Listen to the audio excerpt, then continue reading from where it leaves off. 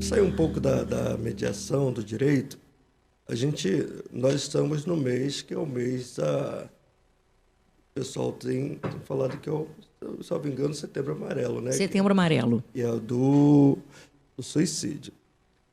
À luz da Bíblia, a gente olha alguns homens que vivenciaram momentos de depressão, de adversidade, momentos de enfermidade emocional. Como é que a senhora entende isso?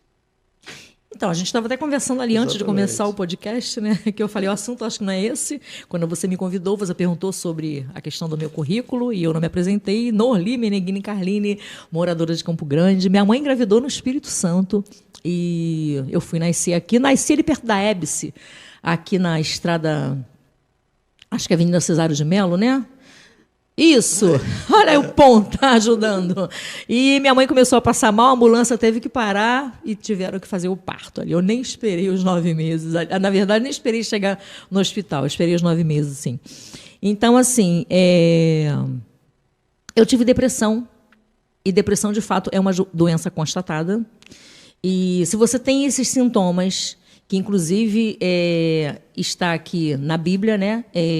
Elias teve os sintomas da depressão, que está, se eu não me engano, Salmo 121. Se você tiver a sua Bíblia em casa, você já pode participar abrindo aí a palavra no Salmo 121 e você vai ver que ao longo da descrição desse salmo tem sim os sintomas da depressão.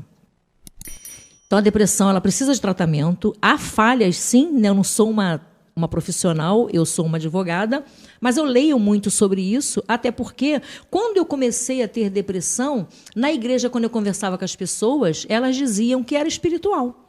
E não é espiritual. Você vê o sucesso de Elias, ele colocou fogo no altar, ele venceu várias batalhas, ele orava e Deus atendia. Então o espiritual dele estava bem, o espiritual dele era 100%. A questão de Elias, na verdade, foi a depressão, porque quando Jezabel o ameaçou, bateu logo nas emoções. Ele se sentiu um homem fraco para vencer aquelas ameaças. E as emoções é que estão levando as pessoas a cometerem várias atrocidades na nossa sociedade. Não tratam das emoções. Não tratam das emoções porque acham que não tem aquele problema. Elas negam a cura. Principalmente se for uma pessoa que é rejeitada. Essa semana teve um aniversário lá no espaço que eu alugo, e eu deixei usar até a minha cozinha, porque eram pessoas conhecidas, e o meu filho foi na cozinha. Meu filho tem 31 anos já. Ele foi na cozinha e pediu um cajuzinho para a moça que estava arrumando os cajuzinhos. E ela falou assim, espera lá fora, que daqui a pouco eu vou levar lá. Mas ela não sabia que ele era o meu filho. Ele poderia ter falado, peraí, eu sou o dono da casa e vou ter que esperar lá fora. E aí depois ele veio falar comigo. Eu falei, ainda bem, meu filho, que você tem a questão da autoestima, da rejeição bem trabalhada. Porque todos nós temos esse problema com a rejeição. As pessoas chegam na igreja, quando elas começam a ser úteis, acolhidas, elas começam a ser tratadas. Porque esse sentimento de rejeição que nós temos, que atrapalha muito a nossa convivência e os nossos relacionamentos, está tudo ligado às nossas emoções. Trauma, você pode ter essa deficiência porque você sofreu um trauma na infância, um abuso sexual, por exemplo, de um pai, uma perda, um divórcio, como foi o meu, traumático. Então, essas coisas, se elas não forem tratadas, eu não sei qual era o problema especificamente de Elias, mas é nítido que ele não tinha problema espiritual. Que o problema dele, a depressão dele, estava ligada à emoção que não foi tratada. E como é que a gente trata as emoções? Procurando um profissional, um psicólogo e um psiquiatra. Terapia é fundamental. E, se eu não me engano, tá em Jeremias 3, se eu não me engano, que está dizendo que eis que vos darei pastores que vos apacentarão com ciência e sabedoria. Ciência é que ele tem que conhecer a parte psicológica. Porque você vai conversando com a pessoa, por que você se sente assim? Por que você está triste? Porque ela não esqueceu o passado. Depressão é excesso de passado. Você não ressignificou aquela história. Você teve uma perda e você não ressignificou aquela história. Você está preso no passado. E você acaba tendo depressão. Há deficiências de substâncias no seu cérebro que te levam à depressão. E a depressão, você sabe, que leva à ansiedade, que pode levar ao suicídio. Então, já que a senhora tocou no assunto... Mas qual seria o recado que você mandaria para os ouvintes agora em relação à depressão? Depressão... À luz da Bíblia. À luz da Bíblia, vamos lá. Não só orar, mas o que ele poderia fazer? Pela ciência, é uma doença. Eu aprendi com uma doutora de que a mente ela adoece como qualquer órgão do corpo. Isso é um ponto muito importante ser tocado, porque se você está com problemas de diabetes, você procura um médico, um especialista. Você está com problema cardíaco, você procura um especialista. Você está com qualquer outro tipo de problema, você vai procurar um especialista. E se você está com problema emocional, você precisa procurar um especialista. A depressão, o termo já diz que é uma pressão excessiva. Então, à luz da Bíblia, vamos lá, Elias, e aí eu vivenciei depressão também. Então é bom essa pergunta, muito boa pergunta, essa troca de pergunta. Porque Elias, ele vai fazendo a obra de Deus, vivenciando desafios, e o cansaço começa a acompanhar a vida de Elias. E a ameaça de Jezabel, ela pega Elias no momento de fragilidade, porque os embates espirituais, eles geram cansaço. Você orar por alguém, você trabalhar de maneira espiritual, você fazer a obra, isso vai gerando cansaço. E ela vai pegar Elias, essa ameaça que para um momento seria uma ameaça simples, pegou ele no momento de fragilidade. E a depressão, as questões, ela vai minando a tua força e você acaba se encontrando frágil. Aí, você precisa, antes de chegar a um ponto como esse, porque a Bíblia diz que Elias pediu a morte, ele vai se colocar debaixo de um zimbro, a Bíblia diz que ele pede a morte, você precisa procurar um especialista. Onde eu quero chegar aqui, para não tomar muito tempo aqui, é que eram assuntos muito pouco tratados no meio da igreja, no meio espiritual. E hoje em dia está um pouco mais aberto. Então, assim, porque as pessoas, de fato, doutor, eles tratavam como somente espiritual. Aí há 2 pontos aqui. Primeiro, é que a depressão ela é científica, é uma doença, mas o diabo aproveita dessa oportunidade de fragilidade para também agir de maneira espiritual. Existe pessoas que elas são levadas ao suicídio porque o diabo pega essa fragilidade, a pessoa está completamente frágil. Ele se aproveita. Ele se aproveita, e eu vou dizer uma coisa muito interessante aqui. Pregadores, pastores, oradores, pessoas que oram, também vivenciam momentos de fragilidade. Pastores, você vê a quantidade de pastores que estão cometendo suicídio. Exatamente. Nós fomos feitos para não sentir dores, né, no Jardim do Éden. Adão e Eva estavam lá e a gente foi feito para não sentir dor. Mas, infelizmente, por conta do pecado, aconteceu o que aconteceu e a gente sofre ataques, a gente sofre perdas, a gente sofre perseguição. Isso tudo vai fazendo com que a nossa mente precise, sim, de um tratamento. Exatamente. Eu falei para você ali, antes da gente começar, que quem é que vai definir a minha paz? Eu estava falando sobre os haters. Como é que está aí, Samuel, os haters? Então, assim, antes de eu me candidatar, a questão de ter trabalhado primeiro a rejeição. Eu estou colocando a minha cara para apanhar, eu estou diante das mídias, eu estou colocando ali, eu tinha um bloqueio, eu não conseguia gravar vídeo. Você sabe que existe milhares de pessoas com bloqueio. Você vai no local, dá o microfone para a pessoa, ela faz assim. Exatamente. Essa festa de sábado, que foi de uma irmã na minha igreja, eu fui chamando os filhos, fui dando microfone, não tinha o que falar. Não que são pessoas vazias, é que elas são pessoas bloqueadas. E eu tive que tratar o meu bloqueio, saber qual era a causa do meu bloqueio. Tratar primeiro a minha rejeição, tratar a causa do meu bloqueio. Esse é recado para você. Se você é uma mulher bloqueada, desbloqueie-se a partir de 1º de outubro. Olha a minha propaganda aqui, hein? Vou começar 30 dias para que você possa ser uma pessoa desbloqueada e ter sucesso aí no teu trabalho. Se você é uma mulher empreendedora, para que você possa começar a falar mais do teu trabalho e ganhar mais clientes, né? Então, eu era uma pessoa extremamente bloqueada. Então, nós sofremos esses ataques. E aí eu tive que primeiro me tratar para depois eu, de fato, aceitar o cargo que eu fui convidada pelo PMB, Partido da Mulher Brasileira, para vir candidata a deputada federal. Olha o desafio, mas só para encher cota, né? Eu falei, já que me convidaram, eu vou encarar essa questão aí com mais seriedade. E eu gostei, sim, eu sou uma política sem cargo, me envolvo, sim, com os problemas do meu bairro. Agora estou começando a ler os pareceres do Tribunal de Contas do prefeito, aqui do Rio de Janeiro, Eduardo Paz. Estou começando a ler as contas dele, né, porque o Tribunal de Contas fornece ali os pareceres para a gente. Então, estou começando a me envolver com os problemas da minha cidade. Por que a minha cidade ela é considerada uma cidade violenta? Por que a minha cidade tem uma fila de CISREG e pessoas morrem diariamente porque não tem atendimento nos hospitais? Eu estou começando a me envolver com essas questões aí, mas eu tive que primeiro trabalhar, porque eu preciso estar agora diante das câmeras, gravando vídeos. Eu vou sofrer ataques, né, de pessoas que vão me falar N coisas para mim, que eu preciso, na verdade, estar diante de um fogão, fazendo uma comida. Então, essas coisas. Eu preciso encarar isso, né, como não como algo que vai fazer com que eu desista, mas eu preciso estar com a minha mente bem trabalhada, desbloqueada e saber quem eu sou, qual é a minha identidade em Cristo, né? Então, aquele que me chamou, né? Eu sou a imagem e semelhança de Cristo. Então, os haters, os ataques não vão poder jamais me desanimar. E eles virão.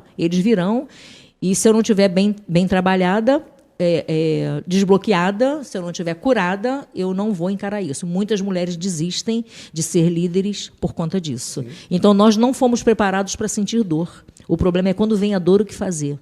Eu não fui preparada para sentir dor. Perdi meu pai com 4 anos. Então, fui criada com muita dificuldade em Campo Grande. Então, minha mãe criou 6 filhos e a gente dividia um pão em 6.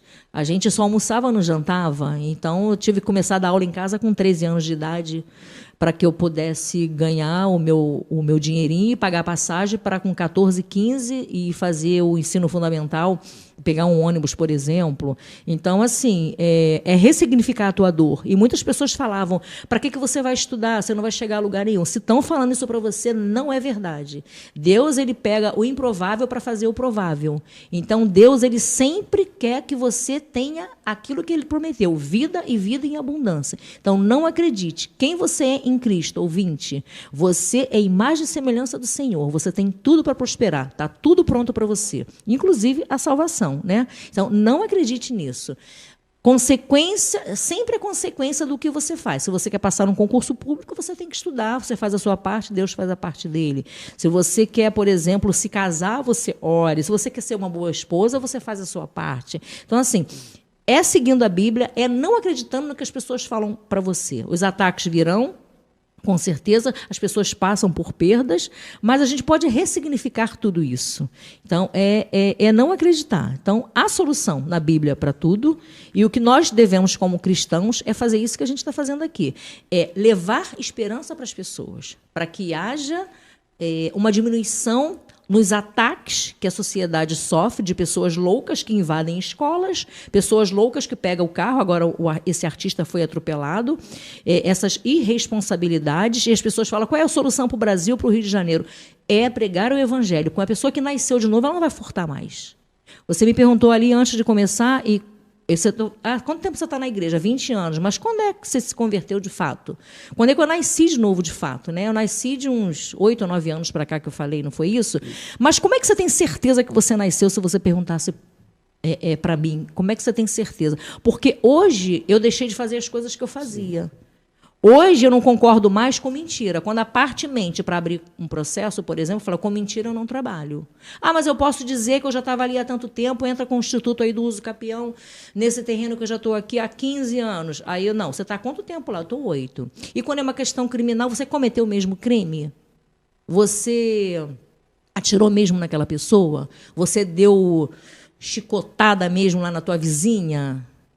E, às vezes, a pessoa tem dificuldade de falar a verdade. Não, mas não dá para a senhora mentir. Não dá mais para mentir. Falei, não, de fato, agora eu estou convertida, porque eu não faço mais o que eu faço. Dá para mentir no imposto de renda aí para a gente pegar esse dinheiro todo de volta? Eu fazia isso. Eu mentia, eu ia na onda da parte. Então, quando é que eu tive certeza que eu tinha nascido de novo? Quando eu parei de fazer essas coisas. Quando eu parei de colocar o lixo debaixo do tapete. Enganando lá os meus patrões, né? Botava o lixo debaixo do tapete. Mas, enfim, é isso. É a questão da comunicação, né? Você tem que falar dos seus sentimentos. Esposa, fale dos seus sentimentos para o teu marido. Marido, fale dos seus sentimentos para sua esposa. Fale em amor. Fala lá na hora que deitou, lá na cama, que vão dormir. Orem juntos. Se você não é um casal ainda, é cristão, se você ainda não aceitou Cristo como teu Salvador, procure uma igreja. Vale a pena começar a ler a Bíblia a partir de hoje. Se você não sabe nem como ler a Bíblia, o pastor está aqui, vai dizer para você começar pelos livros lá de Mateus, depois Marcos, que são livros fáceis que vai falar dos milagres de Cristo. É como você fala, né? Você precisa falar dos seus sentimentos. Filho, fale dos seus sentimentos para o seu pai. Pai, fale dos seus sentimentos para o seu filho. Patrão, fale do que você está sentindo. Para aquele funcionário que chega atrasado, eu gostaria de conversar com você. O funcionário também pode falar, eu estou vendo que o meu fundo de garantia não está sendo depositado, está acontecendo alguma coisa? Puxei aqui o meu CNIS, Cadastro Nacional de Informações Sociais, estou vendo lacunas, meu INSS não está sendo recolhido. Está acontecendo alguma coisa na empresa? É como você fala. Então, a comunicação é importantíssima. A falta de informação também leva a toda essa desavença e distanciamento das pessoas, não fortalece os laços. Nossas amizades são fortalecidas quando nós falamos a verdade. Eu quero chamar a atenção aqui, olha os sentimentos no Salmo 121, olha como é que o salmista se sentiu, olha, no versículo 4. Tem Bíblia em casa aí? Se não tem, abre tua Bíblia aí agora. Você, cristão, que está assistindo aqui esse podcast, porque é para edificar também a sua vida, né? Verdade. E nós estamos aqui, olha só, que horas são? 22h40. 22h50. Olha só, 23 horas, né? Eu poderia estar em casa dormindo no meu ar-condicionado, no meu quartinho maravilhoso, né? Vendo lá meu filminho, bom, tomando meu chazinho maravilhoso. Eu estou aqui por você, nós estamos aqui por você, para te ajudar, porque nós sabemos o quão é importante a sua vida e como essa palavra pode mudar a sua vida a partir de hoje. Abre a Bíblia aí no Salmo 121, versículo 5, 4. O meu coração está ferido e seco como a erva. Olha as emoções. Quem é que nunca esteve com o coração ferido e seco como a erva? Por isso me esqueço de comer o meu pão. Olha, quem tem depressão deixa de comer. Ou come muito. Então, sintoma da depressão, se você não está comendo, está muito magrinho, ou se conhece alguém aqui assim, essa pessoa está com sintoma da depressão. Pode ser um dos sinais. Aí teria que ter um médico para analisar. Ou ela come muito ou ela come pouco. Por causa da voz do meu gemido, por causa da voz do gemido, os meus ossos se apegam à minha pele. A pessoa que emagrece muito. Sou semelhante ao pelicano no deserto, sou como um mocho nas solidões. Olha o 7. Vigio, sou como o pardal solitário no telhado. A pessoa que está em depressão, ela tende a se isolar. Claro. Ela deixa de ir na igreja, ela não vai mais nas festas da família. Isso é um sinal. Fique atento a esses sinais se você tem uma pessoa na família assim. Não quer falar com ninguém. Não quer falar com ninguém. Então, fique atento, visita essa pessoa, conversa com essa pessoa, tenta ajudar essa pessoa. Tenta ajudar essa pessoa com a ajuda de um profissional. Porque se você começar a acusar, você não participa mais das festas, você virou o que agora? Se você começar a acusar, você não vai ajudar. Você tem que acolher e ouvir essa pessoa, porque às vezes ela sofreu um trauma. Muitas crianças aí até 12 anos é criança, a partir de 12 é pré-adolescente. De 11 a 12 anos, começa a apresentar sintomas de depressão, está sendo molestada pelo pai ou pelo padrasto. Então, eu como professora observava isso tudo. Eu dei 30 anos, foram 30 anos de aula no município do Rio. Então, observava muitas crianças com esses sintomas de isolamento, dificuldade de aprendizado. E aí a gente fazia uma investigação e a gente descobria que estava sendo molestada ou pelo pai ou pelo padrasto.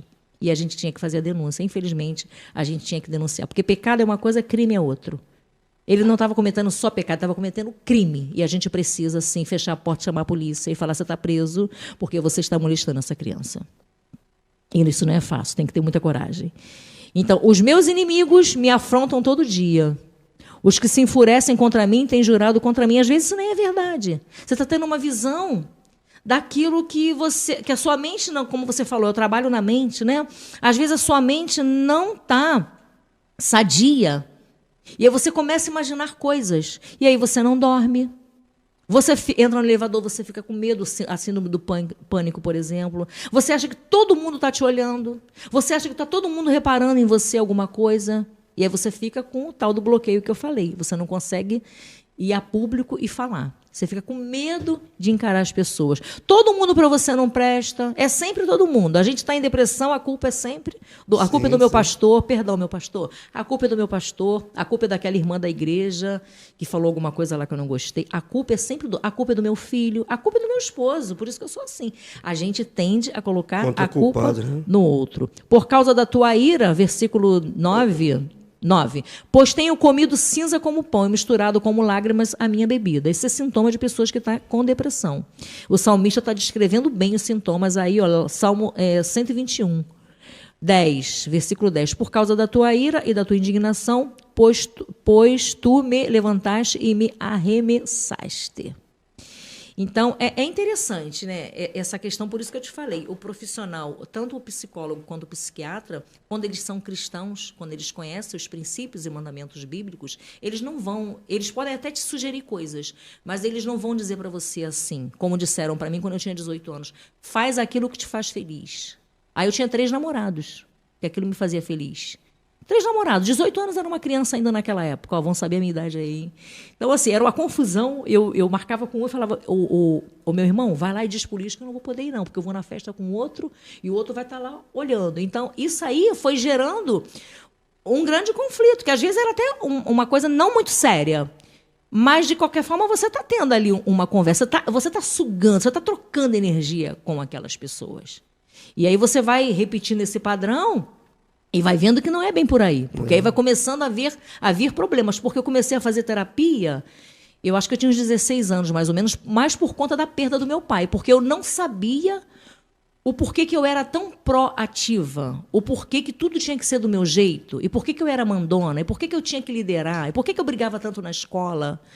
E por que eu não aceitava determinadas coisas? E por que eu brigava tanto e encarava minha mãe? É tudo perda de um pai. Olha a figura do pai como é importante e como na mediação eu luto muito para que esse pai tenha contato com essa criança, para que essa criança tenha essa figura do pai e não tenha dificuldade de aceitar Deus na vida dela.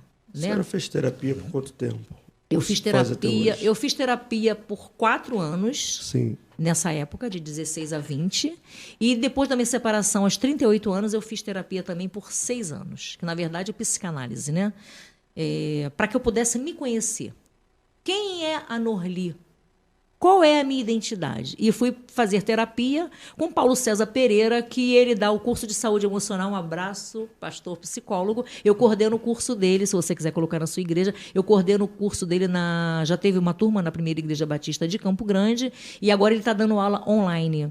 Então eu fiz esse curso com ele de saúde emocional e vida cristã, principalmente para me conhecer. Sim. Quem é a Norli, quais são os meus limites, e ele tem algumas técnicas de pedir para que as pessoas falassem sobre mim, e eu não sabia que eu tive períodos que eu era muito arrogante, e nessas qualidades eu pedi até por WhatsApp, eu escolhi 10 pessoas e pedi para essas pessoas colocarem lá 5 defeitos e 5 qualidades. E o que mais me chamou a atenção é que uma das minhas amigas colocou lá, você é muito arrogante.